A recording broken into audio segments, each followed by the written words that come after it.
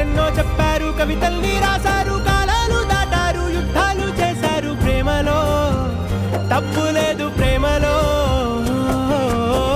వేల వేల వెన్నెలంత నీదవాలి వెలుగునంత, మోయమంటే నేను ఎంత రే.